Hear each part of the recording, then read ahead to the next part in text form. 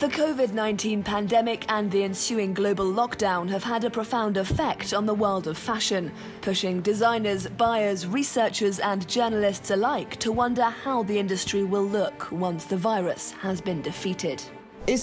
Do I need to buy myself a new dress? Do I need a new bag? I think we've all started to question consumerism during this time under lockdown. And seeing that borders won't be opening for some months to come, there won't be any tourists. And we know that half of all luxury sales are to tourists who buy them when they travel. People aren't getting on planes anymore to go and visit the Louvre.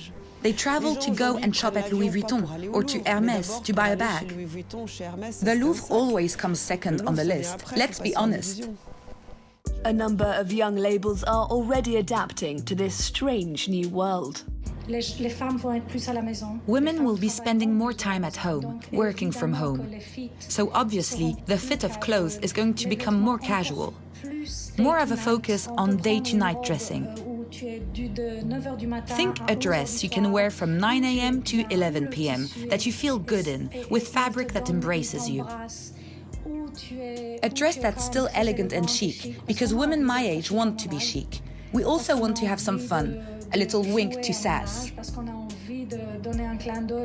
I think that after 3 months at home, working, looking after kids who aren't at school, well, that requires a huge amount of resilience. This period has been more challenging than anything else women have experienced. So will things eventually return to what we're used to, or should we expect an overhaul of the system? Some labels have begun to outline their visions. Even though I was on the slow fashion agenda, I think I've even had to even slower down more than I was. But not only that, I expect huge stockpile because there are going to be so many unsold goods that are going to come from the West. Again, more than before, we can expect if there is no other outlet, because clothes went to the factories and they were getting ready for the next season, and that season might be missed.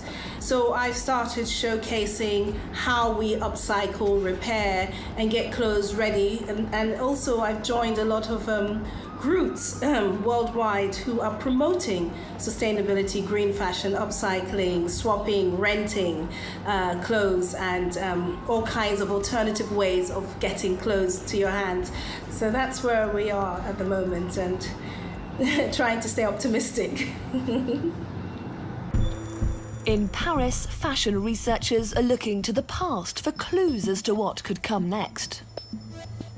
In the 60s and 70s, with that explosion of youth culture, one of their central ideas was possibly that rejection of consumer society, a refusal to accept the industry's messaging and production methods, the approach that had dominated the first part of the 20th century. And we can think back to the end of the 20th century too, with a lot of economic hardship, and also the AIDS health crisis.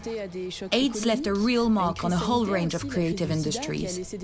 We need to think about how that period was experienced by those who were there, how those turning points were negotiated by different cultural actors, the lessons we learned from that time, and how we can use that to invent a future creatively. It's not about replicating the past, it's about bringing something new to the table. At the French Institute of Fashion, researchers are advising labels to work on the way they engage with wider society in the months and years to come. We tend to expect all those who have some sort of influence on society to act in ways we deem responsible. And I'm not just talking about luxury brands and labels. It's not enough to simply say the right things, or utter words of empathy, or ideas about how to improve the world. We don't expect speeches, we expect concrete acts, financial commitments, real support for minorities and groups, entrepreneurial action. Agnes B has always been a supporter of the creative industries, but she's also a co-founder of the Tara Expeditions Foundation, a project that sails the seas warning of the perils of climate change.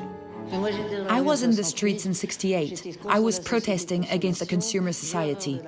I despised fashion, but loved clothes, the way they give people pleasure. The clothes I create are timeless. That's why I say I don't like fashion. This jumper, I think I've had the same one. Maybe I've had 3 of them, the same style for the past 30 years. It's just a normal jumper. La Fab is the Agnès B Endowment Fund. It's not a foundation, which means we're more free. When you're a foundation, the state is involved, but with an endowment fund that can distribute money to charities and projects. We need to share our wealth, no question. It seems the fashion world of tomorrow may already have arrived.